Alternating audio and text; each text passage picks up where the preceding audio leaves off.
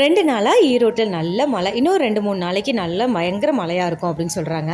கரெக்டாக evening time ஆனால் மழை வந்துடுது. ஸ்கூல் படிக்கும் போதெல்லாம் அப்படி தான். மார்னிங் டைமில் வந்து மழை வரும் மழை வரும்னு பார்த்துட்டே இருப்போம். மழை வராது. ஆனால் கரெக்டாக அந்த ஸ்கூல் விட்டு வீட்டுக்கு வரும்போது ஈவினிங் டைமில் வந்து மழை வந்துட்டுருக்கும். பயங்கர கடுப்பாக இருக்கும். இந்த மழை காலையிலே வந்துருந்துச்சுன்னா ஸ்கூலாச்சும் லீவ் விட்டுருப்பாங்களே அப்படின்னு சொல்லிட்டு. நடக்குதோ நடக்கலையோ நமக்குன்னு ஒரு சின்ன சின்ன ஆசைகள்லாம் இருக்கும்ல. ஸ்கூல் படிக்கும் போதெல்லாம் இந்த மழையில் நனையணும்னு அவ்வளோ ஆசையாக இருக்கும். ஆனால் அம்மா அப்பா என்ன சொல்லுவாங்க, மழையில் நனைய வேணாம், நனைஞ்சாலே ஃபீவர் வந்துடும் அப்படின்னு சொல்லுவாங்க.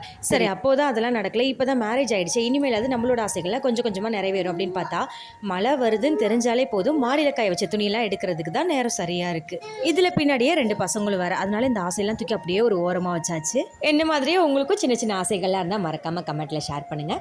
இன்றைக்கி மார்னிங் பிரேக்ஃபாஸ்ட்டுக்கு இடியாப்பம் தான் ரெடி பண்ணியிருந்தேன். மதியம் லஞ்சுக்கு லெமன் ரைஸும் கூடவே பொட்டேட்டோ வந்து ஃப்ரையும் தான் வந்து ரெடி பண்ணியிருந்தேன். ஸ்நாக்ஸுக்கு இடியாப்பத்துக்கு பிசைஞ்சு வச்சிருந்த மாவுலேயே கொஞ்சமாக எடுத்துட்டு தேங்காய் நாட்டு சக்கரை போட்டு கொழுக்கட்டை மாதிரி ரெடி பண்ணியிருந்தேன். வீடியோ பிடிச்சிருந்தா மறக்காம சேனலை சப்ஸ்கிரைப் பண்ணிடுங்க.